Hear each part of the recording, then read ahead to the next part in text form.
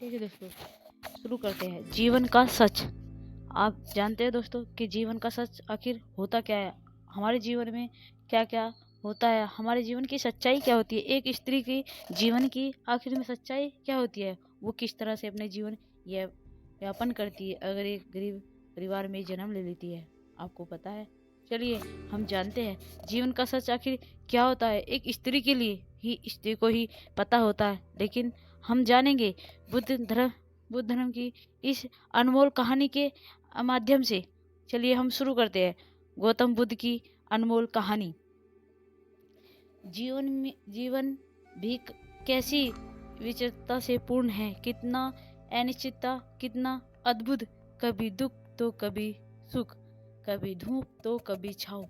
आज हम अपने पति के आंगन में बैठी यह विचार कर रही थी।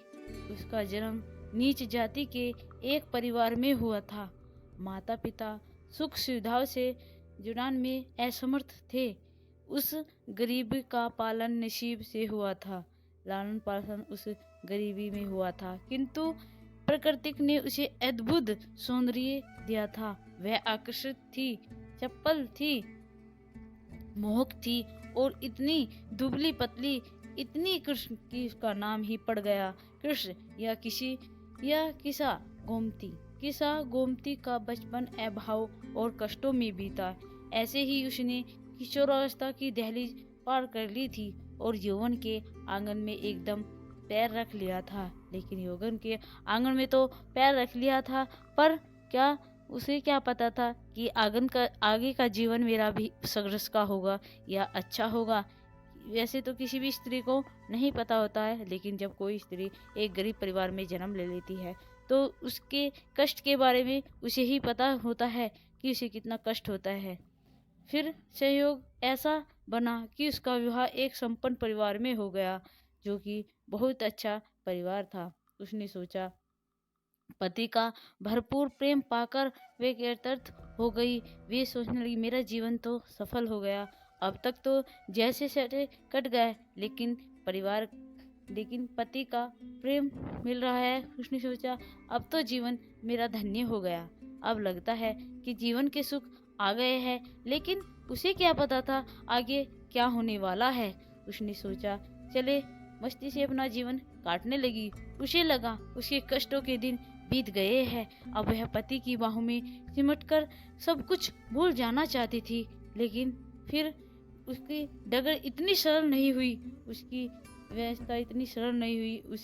उसे क्या पता था ससुराल पहुंचने पर उसे आपत्ति प्रेम नहीं मिला और वह कष्टों से फिर गूंजने लगी।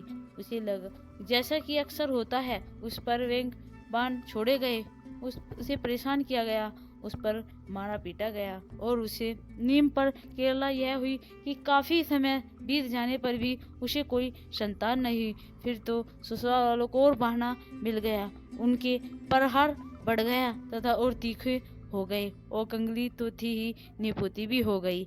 उस ससुराल वालों को इतना बहाना मिल गया, उसे मार पीटना, ताने मारना, हर तरह के जो हो सकता था उस तरह से उसे दुखी करते थे। उसकी बच्चे नहीं होने की वजह से उन्होंने बिल्कुल उसका जीना दुश्वार कर दिया था, क्योंकि उन्हें तो मौका मिल गया था, वे तो पहले से ही उसको मार पीटते थे। लेकिन फिर उसके बाद तब उनकी संतान नहीं और ज़्यादा उनको सताने लगे।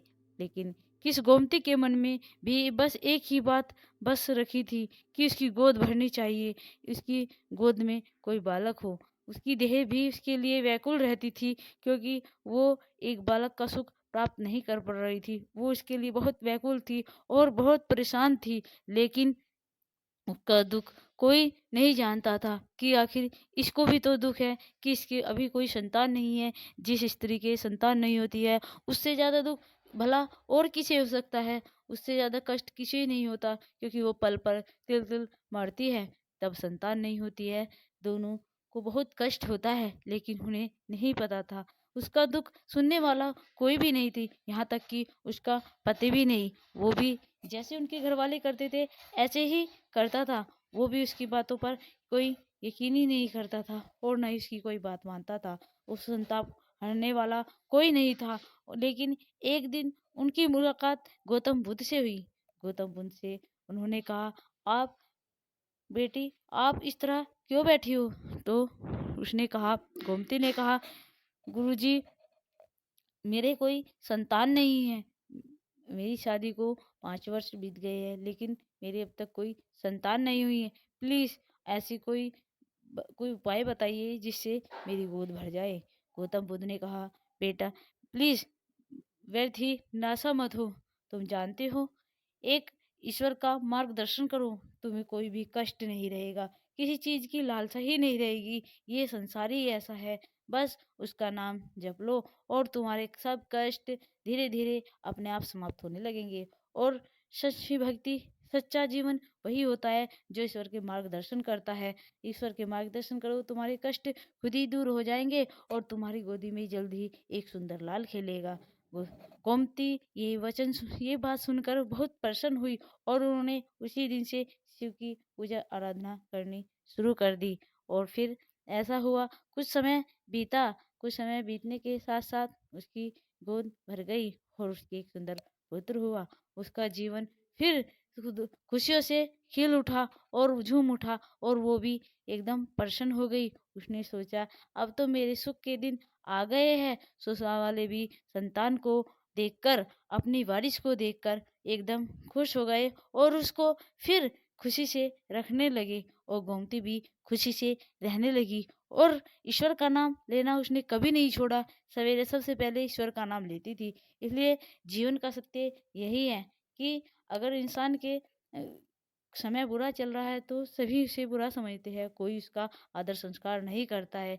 इसलिए जीवन का सत्य यही है। दोस्तों समझ गए होंगे ना जीवन का सत्य क्या होता है? प्लीज़ दोस्तों लाइक और सब्सक्राइब कर